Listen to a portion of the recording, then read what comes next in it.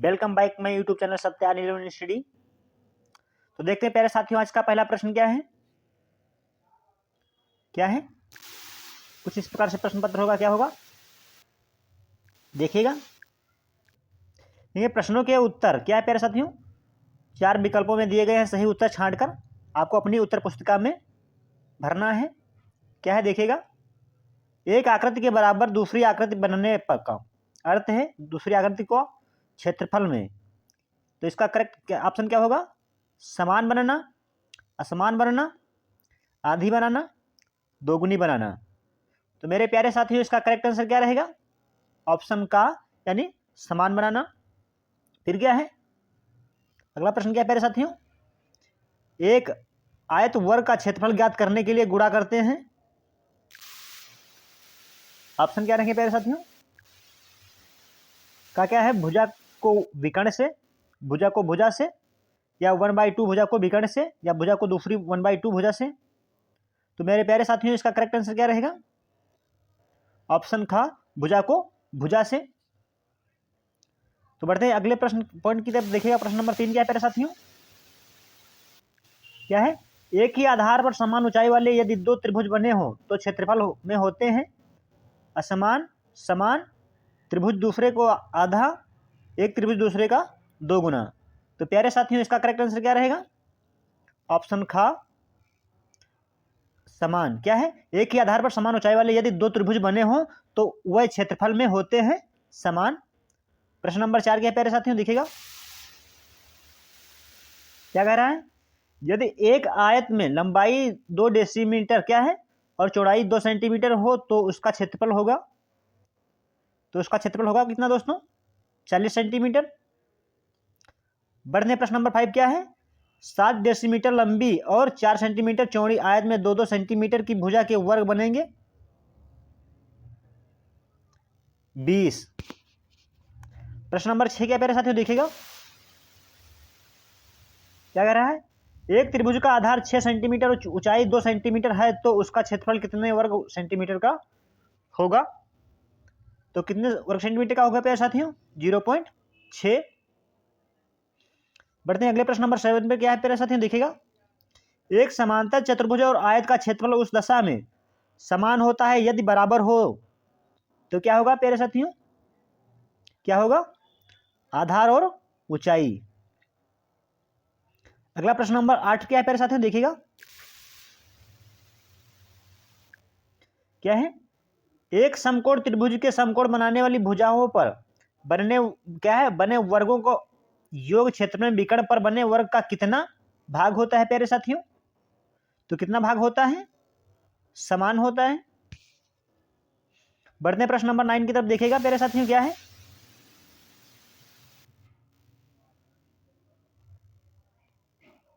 प्रश्न नंबर 9 क्या है प्यारे साथियों, किसी आवर्त के व्यास को आधार मानकर और उसकी परिधि पर कहीं भी एक बिंदु से आधार क्या है सिरों को मिलाने पर जो चतुर्भुज या क्या बोलते हैं दोस्तों, जो त्रिभुज बनेगा उसका शीर्ष कोण सदैव होता है कितना होता है प्यारे साथियों, 90 सेंटीमीटर। बढ़ते हैं अगले प्रश्न पर। क्या है कह रहा है, क्या कह रहा है प्रश्न नंबर 10 क्या है प्यारे साथियों, किसी वृत्त का क्षेत्रफल होता है, किसी वृत्त का क्षेत्रफल होता है प्यारे साथियों, तो कितना होता है, 22/7 इंटू त्रिज्या का स्क्वायर। प्रश्न नंबर 11 क्या है प्यारे साथियों, देखिएगा क्या कहता है, वृत्त के कोई भी 2 व्यास अनुपात में एक दूसरे के कितने होते हैं, कितने होते हैं प्यारे साथियों, समान होते हैं। अगला प्रश्न नंबर 12 क्या है, 3.0 सेंटीमीटर व्यास के वृत्त के बराबर एक आयत दी हुई है। इस आयत का आधार यदि वृत्त की त्रिज्या का 3 सही 1/2 गुना हो तो ऊंचाई होगी कितनी होगी दोस्तों, कितनी होगी प्यारे साथियों, 1.5 सेंटीमीटर। अगला प्रश्न देखते हैं क्या है, 6 समबाहु त्रिभुजों के द्वारा एक क्या है समषट्भुज के 6 बराबर भाग करने पर प्रत्येक त्रिभुज का शीर्ष कोण होगा। तो कितना होगा प्यारे साथियों, 60 अंश। बढ़ते हैं प्रश्न नंबर 14 की तरफ, देखिएगा क्या है। किसी आयत के बराबर एक वर्ग बनाने के लिए आयत की लंबी तथा छोटी भुजा का कौन सा अनुपात ज्ञात करते हैं? मध्यानुपात ज्ञात करते हैं प्यारे साथियों। फिर क्या है, दो वृत्तों के क्षेत्रफल के अंतर के बराबर एक वृत्त बनने के लिए सदैव क्या है दोस्तों, कौन त्रिभुज का उपयोग किया जाता है, यानी किस कौन कौन से त्रिभुज का उपयोग किया जाता है प्यारे साथियों? तो किसका किया जाता है? समकोण का। बढ़ते हैं प्रश्न नंबर 16 की तरफ, देखिएगा प्यारे साथियों क्या है।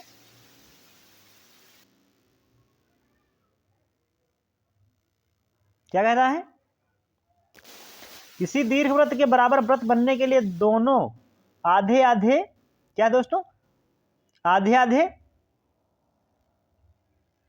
अक्षों का कौन सा, क्या प्यारे साथियों, अक्षों का कौन सा अनुपात ज्ञात करते हैं जो कि अभीष्ट वृत्त की त्रिज्या हो? तो इसका आंसर क्या रहेगा प्यारे साथियों? मध्यानुपात ज्ञात करते हैं। फिर बढ़ते हैं अगले प्रश्न की तरफ, देखिएगा अगला प्रश्न प्यारे साथियों क्या है। प्रश्न नंबर क्या है प्यारे साथियों, क्या है, क्या कह रहा है, समान अर्धवृत्तों द्वारा वृत्त के 6 संभाग करने के लिए उपयोग किया जाता है। क्या उपयोग किया जाता है प्यारे साथियों? वृत्त की त्रिज्या। अगला प्रश्न क्या है, विकर्ण के समांतर रेखाएं खींचकर एक समान चतुर्भुज के यदि 6 समभाग किए गए हों तो 4 आकृतियां समलंब चतुर्भुज बनाती हैं। बताइए शेष 2 आकृतियां क्या बनाती हैं? तो इसका करेक्ट आंसर क्या रहेगा प्यारे साथियों? इसका करेक्ट आंसर क्या रहेगा प्यारे साथियों? त्रिभुज। फिर अगला प्रश्न नंबर 19 क्या है प्यारे साथियों, देखिएगा 19 क्या है, किसी आयत के बराबर समचतुर्भुज बनाने पर यदि समचतुर्भुज का लंबा विकर्ण आयत के आधार का 2 गुना है तो उसका छोटा विकर्ण आयत की ऊंचाई का कौन सा भाग होगा? तो इसका आंसर रहेगा दोस्तों ऑप्शन का, यानी समान। किसी समबाहु त्रिभुज का बाह्य कोण होता है, कितना होता है? 120 अंश। बढ़ते हैं अगले प्रश्न नंबर 21 की तरफ, देखिएगा प्यारे साथियों क्या है।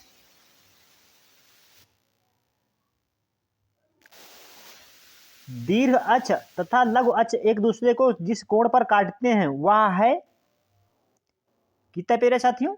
90 अंश। फिर क्या है, दीर्घवृत्त में कितनी नाभियां होती हैं? तो दीर्घवृत्त में कितनी नाभियां होती हैं प्यारे साथियों? 2 होती हैं। फिर प्रश्न नंबर 23 क्या है प्यारे साथियों, देखिएगा दीर्घवृत्त की नाभियों को सदा लिखते हैं, किससे लिखते हैं प्यारे साथियों? N1 क्या है, N1 और क्या प्यारे साथियों? N1 और N2 से लिखते हैं। अगला प्रश्न क्या है, एक दीर्घवृत्त में का खा दीर्घ अक्ष और गा खा क्या है दोस्तों, गा घा लघु अक्ष है, तो क्या है, का खा को ज्यों ज्यों छोटा करते जाते हैं गा घा इसी उसी अनुपात में होता है। कैसा होता है प्यारे साथियों? बड़ा होता है उसी अनुपात में। बढ़ते हैं प्रश्न नंबर 25 की तरफ, देखिएगा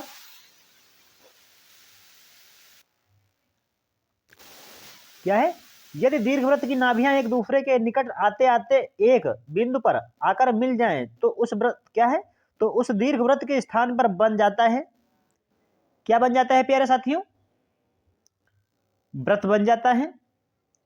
प्रश्न नंबर 26 क्या है प्यारे साथियों, देखिएगा अभिलंब वह रेखा है जो दीर्घवृत्त के किसी स्पर्श बिंदु पर बनी हुई स्पर्श रेखा के साथ बनाती है, क्या बनाती है प्यारे साथियों? समकोण। प्रश्न नंबर 27 क्या है, स्पर्श रेखा दीर्घवृत्त में किसे स्पर्श करती है प्यारे साथियों? तो किसे स्पर्श करती है? वृत्त को स्पर्श करती है। बढ़ते हैं प्रश्न नंबर 28 की तरफ, देखिएगा प्यारे साथियों क्या कह रहा है प्रश्न नंबर 28, प्रतिच्छेदी रेखाओं द्वारा दीर्घवृत्त बनाने के लिए क्या काटते हुए खींचते हैं? क्या करते हैं दोस्तों? रेखाएं काटते हुए खींचते हैं। फिर अगला प्रश्न क्या है, स्पर्श रेखा और अभिलंब एक दूसरे से किस स्थिति में होते हैं? तो किस स्थिति में होते हैं दोस्तों? समकोण पर। तो बढ़ते हैं प्रश्न नंबर 30 की तरफ। देखिएगा प्यारे साथियों, क्या है? दीर्घवृत्त वह वक्ररेखा है जिस पर यदि कोई बिंदु लिया जाए और उसे इसकी दोनों नाभियों से जोड़ा जाए तो दीर्घ अक्ष के अनुपात में इन दोनों रेखाओं का योग कितना होता है? तो कितना होता है प्यारे साथियों? समान। फिर क्या है?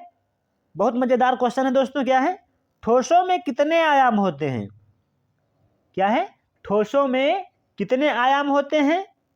तो कितने होते हैं प्यारे साथियों? ठोसों में 3 आयाम होते हैं। बढ़ते हैं प्रश्न नंबर 32 की तरफ। देखिएगा प्यारे साथियों, क्या है? किसी समपार्श्व के सिरे यदि वर्ग हैं तो वह होता है कैसा? सूची स्तंभ होता है प्यारे साथियों। फिर अगला प्रश्न क्या है? प्रश्न नंबर 34 की तरफ बढ़ते हैं। देखिएगा, किसी समपार्श्व के दोनों सिरों के केंद्रों को मिलाने वाली रेखा को क्या कहते हैं प्यारे साथियों? क्या कहते हैं? अक्ष कहते हैं लल्ला।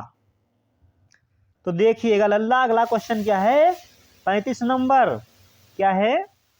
किसी सूची स्तंभ के आधार के केंद्र को शीर्ष बिंदु से मिलाने वाली रेखा को क्या कहते हैं लल्ला? क्या कहते हैं? अक्ष रेखा कहते हैं लल्ला। तो बढ़िएगा प्रश्न नंबर 36। क्या है? जिस रेखा पर दोनों समतल एक दूसरे को काटते हैं वह है प्रतिच्छेदक रेखा। प्रश्न नंबर 37 क्या है प्यारे साथियों? देखिएगा, त्रिभुजाकार समपार्श्व के दोनों सिरे क्या होते हैं? क्या होते हैं? त्रिभुज। अगला प्रश्न क्या है प्यारे साथियों? सूची स्तंभ के सभी फलकों के शीर्ष कौन से बिंदु पर मिलते हैं? तो कौन से मिलते हैं? शिरोबिंदु। तो बढ़ते हैं प्रश्न नंबर 39 की तरफ। देखिएगा प्यारे साथियों, क्या है? क्या कह रहा है प्रश्न नंबर 39? किसी आयत की एक भुजा को अक्ष बनाकर घूर्ण करने से क्या बनता है? तो क्या बनता है? बेलन बनता है। फिर क्या है लल्ला? एक समकोण त्रिभुज की लंब भुजा को अक्ष बनाकर घूर्णन करने से क्या बनता है? तो क्या बनता है? देखिएगा, तो क्या बनता है लल्ला? शंकु बनता है। क्या बनता है? शंकु बनता है। अगला प्रश्न क्या है? सूची क्या है? सूची स्तंभ के पार्श्वों का आकार क्या होता है? तो इसमें क्या रहेगा? त्रिभुज। बढ़ते हैं प्रश्न नंबर 42 की तरफ। देखिएगा, क्या है लल्ला? समपार्श्व के पार्श्वों का आकार होता है कैसा होता है लल्ला? आयत। फिर क्या है लल्ला? देखिएगा, यदि वर्गाकार समपार्श्व में 4 पार्श्व हैं तो पार्श्व होते हैं कितने होते हैं लल्ला? 6 पार्श्व होते हैं। प्रश्न नंबर 44 फिर क्या कह रहा है लल्ला? क्या कह रहा है? देखिएगा, यदि ईंट एक ठोस है तो फुटबॉल कौन सी आकृति है? तो फुटबॉल की कौन सी आकृति है लल्ला? ठोस होगी। फिर क्या है? गेंद में वक्र पृष्ठ हैं तो गेंद में लल्ला कितने वक्र पृष्ठ हैं? 1 वक्र पृष्ठ है। फिर प्रश्न नंबर 46 क्या है लल्ला? देखिएगा, दीवार पृथ्वी पर लंब है तो पृथ्वी दीवार पर है तो क्या रहेगा लल्ला इसका क्वेश्चन आंसर? क्षैतिज। फिर क्वेश्चन नंबर 47 क्या कह रहा है लल्ला? लांबिक प्रक्षेप के प्रथम कोण में अनुविक्षेप कहां से क्या है लल्ला? अनुविक्षेप कहां से दिखाई देते हैं? तो इसका आंसर क्या रहेगा लल्ला? ऊपर से। क्या है? लांबिक प्रक्षेप के प्रथम कोण में अनुविक्षेप कहां से दिखाई देते हैं? ऊपर से दिखाई देते हैं लल्ला। प्रश्न नंबर 48 क्या है? देखिएगा ध्यान से, लांबिक प्रक्षेप के प्रथम कोण में उत्सेव दिखाई देता है, तो इसका आंसर क्या रहेगा लल्ला? सामने से। फिर क्या है? लांबिक प्रक्षेप के प्रथम कोण में पक्षोत्सेव दिखाई देता है, कहां से लल्ला? बराबर से। क्या है लल्ला? बराबर से। फिर अगला प्रश्न क्या है लल्ला? प्रश्न नंबर 50 क्या है? क्या कहता है लल्ला? क्षैतिज समतल के ऊपर जो तल स्थित रहता है उसे क्या कहते हैं लल्ला? क्या कहते हैं? ऊर्ध्वाधर समतल। फिर प्रश्न नंबर 51 क्या है? सममित चित्र में किसी ठोस के कितने आयाम दिखाई देते हैं? तो कितने आयाम दिखाई देते हैं लल्ला? 3 आयाम दिखाई देते हैं। तो बढ़िए, क्या प्रश्न नंबर 52 क्या कह रहा है? क्या है? सममिति क्या है लल्ला? सममिति मापने पर शुद्ध सेंटीमीटर की रेखा आधार से कितने अंश के कोण पर झुकी होती है? तो कितने अंश के कोण पर झुकी होती है लल्ला? 45 अंश के कोण पर झुकी होती है। अगला प्रश्न नंबर 53 क्या है? सममित दूरियां प्राप्त करने के लिए कहां से कहां तक प्रक्षेप खींचे जाते हैं? तो कहां से कहां तक खींचे जाते हैं लल्ला? ऑप्शन का क्या है? 45 अंश की रेखा के से आधार तक। फिर अगला प्रश्न पॉइंट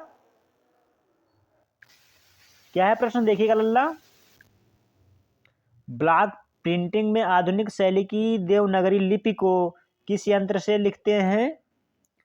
तो किस यंत्र से लिखते हैं? सरकंडे की कलम से।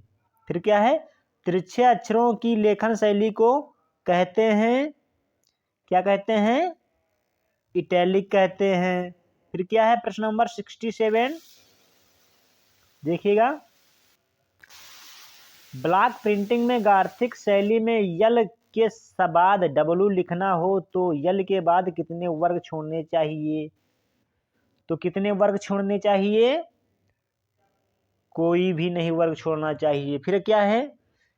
ए वी ए और ए वाई ए के बीच कितने कितने वर्ग छोड़ना उपयुक्त रहेगा? तो इसका क्या रहेगा प्यारे साथियों? कोई भी नहीं, ऑप्शन के अकॉर्डिंग। फिर क्या है प्यारे साथियों? देखिएगा। फिर क्या है? यदि अक्षरों की ऊंचाई 30 सेंटीमीटर ली गई है तो पंक्तियां के बीच कम से कम कितनी दूरी रखना उपयुक्त है? 10 mm। फिर क्या है? तिरछे अक्षरों की चारों रेखाओं के बीच कितना अनुपात रखना चाहिए? तो कितना अनुपात रखना चाहिए? 2:3:2। फिर क्या है अगला प्रश्न? देखिएगा लल्ला। तिरछे अक्षरों को कितने अंश पर झुकाकर लिखना उपयुक्त है? तो कितना उपयुक्त है लल्ला? 85 सेंटीमीटर। फिर क्या है? तिरछे अक्षर लिखते समय अक्षरों से अक्षरों तथा क्या है शब्दों के बीच की दूरी कितनी रखती हैं? तो इसका आंसर क्या रहेगा? समान। फिर क्या है? प्रश्न नंबर 62 क्या है दोस्तों? 73 क्या है? क्या है? ब्लॉक प्रिंटिंग में गार्थिक शैली में यूनिटी शब्द लिखने के लिए कितने ब्लॉक बनाना उपयुक्त होगा? तो कितने ब्लॉक बनाना उपयुक्त होगा? 23 ब्लॉक बनाना उपयुक्त होगा। फिर अगला प्रश्न क्या है? 1 मीटर का एक क्या है? 1 मीटर का 1/1000वां भाग है, क्या है? मिलीमीटर। फिर क्या है? अगला प्रश्न नंबर 75 क्या है? देखिएगा।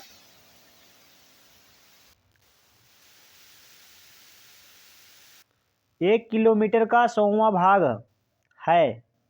1 किलोमीटर का 100वां भाग है, कौन सा है? डेकामीटर। फिर क्या है? बढ़ते हैं। अगला प्रश्न क्या है? निरूपक भिन्न क्या है प्यारे साथियों? निरूपक भिन्न के द्वारा वास्तविक दूरी का अनुपात जिस दूरी से प्रकट होता है वह है, क्या है? मानचित्र की दूरी। फिर क्या है? अगला प्रश्न नंबर 77 क्या है? देखिएगा। 77 क्या कह रहा है? आदर्श मापनी की क्या है, आदर्श मापनी की लंबाई लगभग अथवा निकटस्थ कितने सेंटीमीटर रहनी चाहिए? तो कितने सेंटीमीटर रहनी, ऑप्शन क्या रहेंगे इसके, 12 सेंटीमीटर, 10 सेंटीमीटर, 15 सेंटीमीटर या 18 सेंटीमीटर। तो इसका करेक्ट आंसर क्या रहेगा, 15 सेंटीमीटर। फिर अगला प्रश्न क्या है, तिरछे अक्षरों में वाक्य लिखते समय अक्षरों का झुकाव होता मतलब कितने अंश होता है? तो कितने अंश होता है, 70 अंश होता है। फिर अगला प्रश्न देखते हैं क्या है, अगला प्रश्न क्या है लल्ला, साधारण मापनी पर कितने प्रकार के माप दिखाई जा सकते हैं? तो कितने दिखाए जा सकते हैं, 3। फिर अगला प्रश्न क्या है, देखिएगा, कह रहा है विकर्ण मापनी द्वारा निम्नलिखित में से कितनी नापें यूनिट अंकित कर सकते हैं? तो कितनी मापें यूनिट अंकित कर सकते हैं, किलोमीटर, हेक्टोमीटर और डेकामीटर, ये क्या है, यूनिट अंकित कर सकते हैं। फिर अगला प्रश्न नंबर क्या है, 81, देखिएगा क्या कह रहा है, 4 वर्ग सेंटीमीटर यानी 64 वर्ग मीटर को प्रदर्शित करता है, इसकी निरूपक भिन्न है। तो कितने हैं इसके निरूपक भिन्न है, कितने कितने निरूपक भिन्न है, कितने हैं, 1/40। फिर बढ़ते हैं अगले प्रश्न पे, देखिएगा अगला प्रश्न क्या है, 9 वर्ग सेंटीमीटर यानी 144 वर्ग मीटर को प्रदर्शित करता है, निरूपक भिन्न होंगी। तो कितनी होंगी, कितनी होंगी प्यारे साथियों, 1/40वां, 400वां। फिर क्या है, अगला प्रश्न क्या है, देखिएगा, 5 मीटर को 2 सेंटीमीटर से प्रदर्शित करने वाली मापनी की निरूपक भिन्न यानी आरएफ क्या होगी, क्या होगी, 1/250 यानी 1/250। फिर अगला प्रश्न 84 क्या है, देखिएगा, समपरिमाण मापनी बनाने में प्रयुक्त तीनों रेखाओं का कोण क्या होता है? तो क्या होता है, 30, 60, 90 होता है। फिर अगला प्रश्न क्या है, क्या कह रहा है, 5 सेंटीमीटर 3 मीटर प्रदर्शित करने वाली विकर्ण मापनी की निरूपक भिन्न आरएफ क्या है? तो देखते हैं इसके ऑप्शन, 1/60। बढ़ते हैं अगले प्रश्न पे, देखिएगा अगला प्रश्न क्या है, निम्न में से किस ठोस में आयताकार फलक होते हैं? तो किस में होते हैं, समपार्श्व में होते हैं। फिर क्या है अगला प्रश्न, देखिएगा क्या है, निम्नलिखित में से किस ठोस में त्रिभुजाकार फलक होते हैं? तो किस में होते हैं, सूची स्तंभ में। फिर अगला प्रश्न क्या है, 88, देखिएगा, किसी गोले का उत्सेव क्या है, उत्सेद व अनुविक्षेप क्या होगा? तो क्या होगा, वृत्त बटा वृत्त होगा। फिर क्या है, बढ़ते हैं अगला प्रश्न क्या है, देखिएगा अगला प्रश्न क्या है, निम्नलिखित में से किस ठोस में त्रिभुजाकार फलक होते हैं? किसमें होते हैं, पिरामिड में त्रिभुजाकार फलक होते हैं। फिर अगला प्रश्न क्या है, देखिएगा,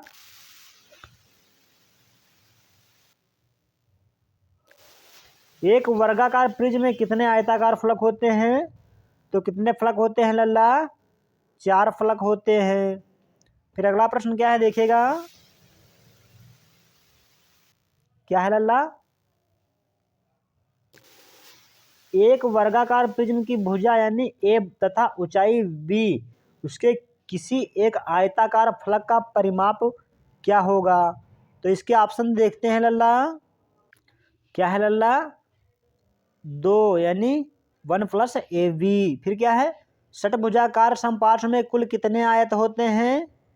तो कितने आयत होते हैं लल्ला, 6 आयत होते हैं। कितने, 6 होते हैं। फिर अगला प्रश्न क्या है, देखिएगा 93, क्या कह रहा है, क्या है लल्ला, किस ठोस का आधार वृत्ताकार होता है? तो किसका आधार वृत्ताकार होता है लल्ला? शंकु का। फिर क्या है देखिएगा, प्रश्न नंबर 94 क्या है, कह रहा है निम्न में से किस ठोस में वर्गाकार फलक होते हैं? तो किसमें वर्गाकार फलक होते हैं लल्ला? घन में। फिर क्या है, प्रश्न क्या कह रहा है देखिएगा, 95 क्या है, क्या है लल्ला देखिएगा, वह कौन सा तल है, वह कौन सा तल है जिस पर अनुविच्छेद बनाया जाता है? तो वह कौन सा तल है लल्ला? ऊर्ध्वाधर समतल, जिस पे अनुविच्छेद बनाया जाता है। फिर अगला प्रश्न क्या देखिएगा, देखिएगा लल्ला क्या कह रहा है, किसी वर्गाकार प्रिज्म का क्या है, क्या है लल्ला, अनुविच्छेद शीर्ष दृश्य क्या होगा जबकि प्रिज्म आधार पर खड़ा है? तो क्या होगा लल्ला? आयत। फिर अगला प्रश्न देखते हैं क्या लल्ला, किसी भी सममित दृश्य में एक साथ कितनी मात्राएं मिलती हैं? तो कितनी मात्राएं मिलती हैं लल्ला? 3 मात्राएं। फिर अगला प्रश्न देखते हैं क्या है, सममित विक्षेप यानी चित्रण में किस कोण का प्रयोग करते हैं? तो किस कोण का प्रयोग करते हैं लल्ला? 30 अंश का।